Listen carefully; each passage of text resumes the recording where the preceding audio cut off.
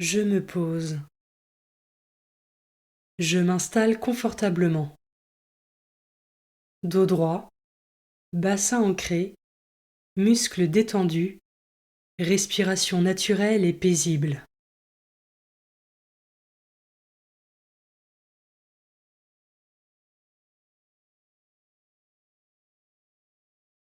Je me rends disponible pour Dieu, pour passer un temps avec lui, et je laisse l'Esprit Saint venir en moi.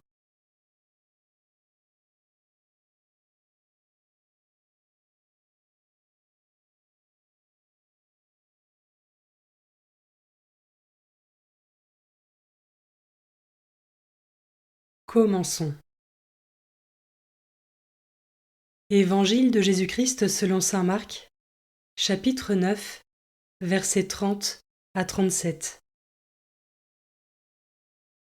En ce temps-là, Jésus traversait la Galilée avec ses disciples, et il ne voulait pas qu'on le sache, car il enseignait ses disciples en leur disant : Le Fils de l'homme est livré aux mains des hommes.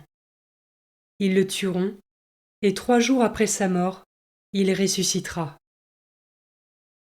Mais les disciples ne comprenaient pas ces paroles, et ils avaient peur de l'interroger. Ils arrivèrent à Capharnaüm, et une fois à la maison, Jésus leur demanda : De quoi discutiez-vous en chemin ? Ils se taisaient, car en chemin ils avaient discuté entre eux pour savoir qui était le plus grand.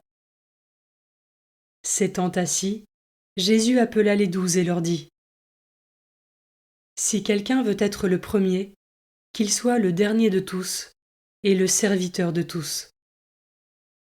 Prenant alors un enfant, il le plaça au milieu d'eux, l'embrassa et leur dit : Quiconque accueille en mon nom un enfant comme celui-ci, c'est moi qui l'accueille. Et celui qui m'accueille, ce n'est pas moi qui l'accueille, mais celui qui m'a envoyé.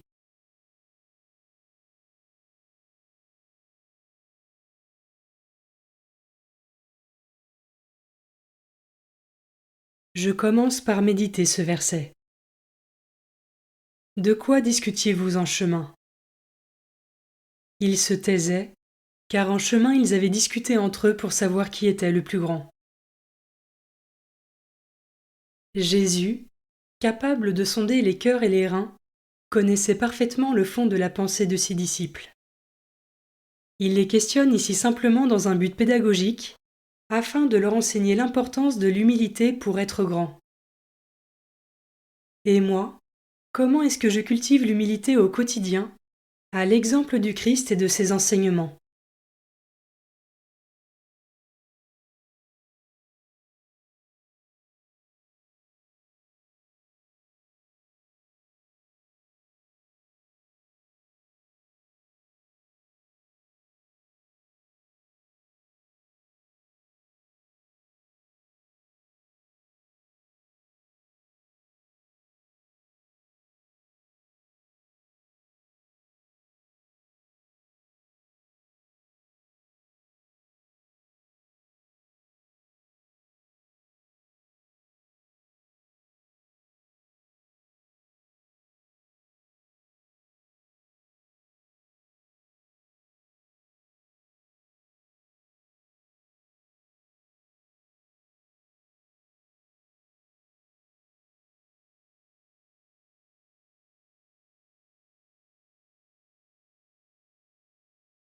Je peux maintenant m'arrêter sur cet autre verset.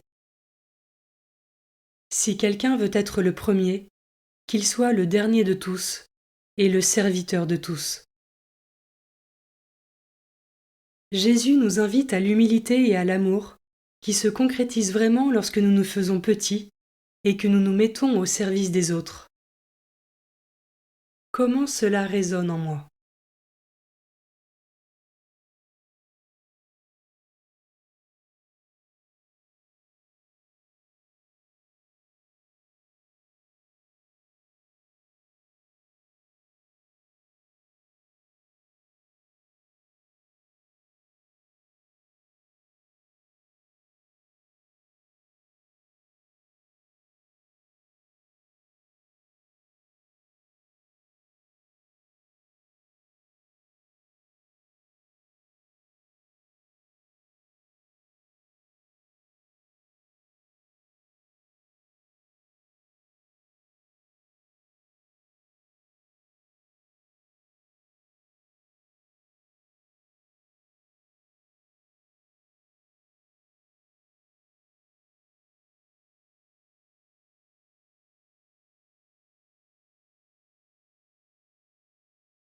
Je peux terminer cette méditation par un temps de prière et demander au Seigneur la grâce d'un cœur aimant et accueillant pour me mettre humblement au service de mon prochain.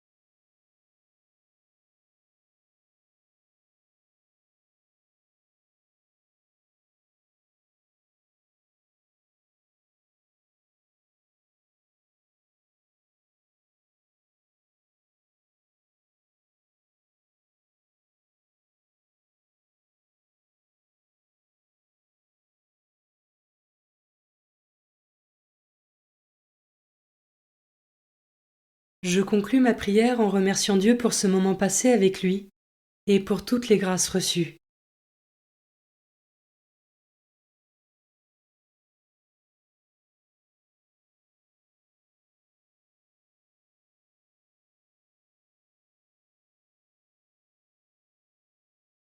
Belle journée et à demain.